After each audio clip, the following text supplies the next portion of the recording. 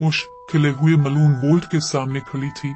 जब कदीम दरवाजा आहिस्ता आहिस्ता चरचुराते हुए खिलने लगा तो इसकी सांसें थम गई। अंदर एक मध्यम नीली रोशनी झलमलाई जो जंगल की जमीन पर अजीब साए डाल रही थी। इसका दिल तेज धड़कने लगा। क्या ये वही वोल्ट था जिसकी तलाश में उसका भाई गायब हो गया था? निरोला करीब आई।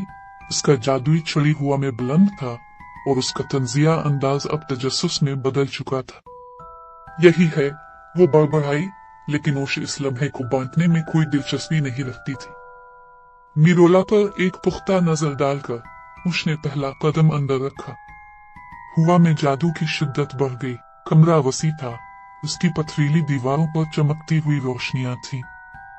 दरमियान में एक चबूतरा था और इस पर एक पुरस्कार चीज पड़ी थी, एक चमकता हुआ बिलौर नुमा चाबी। उसकी आंखें हैरत से खुली रह गई। यही वो चीज है जिसकी वो तलाश कर रहा था, उसने खुद से सरगोशी की। इससे पहले कि वो आगे बढ़ती, जमीन कांपने लगी। वोल्ट के हिफाजती निजाम मुतहर्रिक हो चुके थे। अचानक दीवारें टूटने लगी और साए से एक देव हैकल पत्थर का नाइट निकल आया जिसकी आंखें सुर्ख रंग में चमक रही थी और उसके हाथ में एक बड़ा तलवार था। ये चाबी की हिफाजत के लिए था। ये तो अच्छा नहीं है, रुवन ने पीछे से आते हुए कहा। निरोला ने अपनी छड़ी उठाई।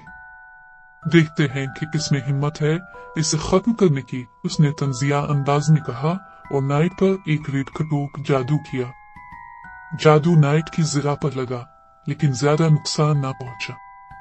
नाइट ने इसकी तरफ देखा और अपनी तलवार उठा ली। ओश फौरन आगे बढ़ी और नाइट की तरफ अपनी छड़ी निशाना की। हमें एक साथ काम करना होगा, निरोला, उसने जोर से कहा, लेकिन निरोला ने उसकी बात नजरअंदाज कर दी और एक और जादू किया। वक्त तेजी से गुजर रहा था। ओश ने वो नीला आतिश जादू किया जिसकी वो हफ्तों से मशक कर रही थी। इसकी छड़ी से शदीद नीली आग निकलकर नाइट को घेर लिया। गर्मी से इसकी ज़रा में दरारें पड़ गईं और एक जोरदार आवाज के साथ नाइट गिरकर चिकनाचूर हो गया। उसने गहरी सांस ली जब आग धीरे धीरे खत्म हुई। कमरे में दोबारा खामोशी छा गई। मुहाफिज शिकस्त खा चुका था। निरोला, जो इस बात से नाराज थी कि उसने ये काम खुद नहीं किया, खफगी से देखती रही लेकिन कुछ न बोली। ओश एहतियात से चबूतरे की तरफ बढ़ी। उसकी नजरें चमकती हुई चाबी पर जिमी हुई थी। ये शायद अगले वोल्ट तक ले जाए।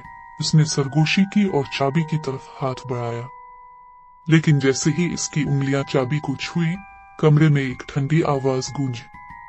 तुम करीब पहुंच रही हो, उश। लेकिन खतरा अभी खत्म नहीं हुआ। होश जिम गई। इसने वो आवाज पहचान ली थी। ये इसके भाई की थी।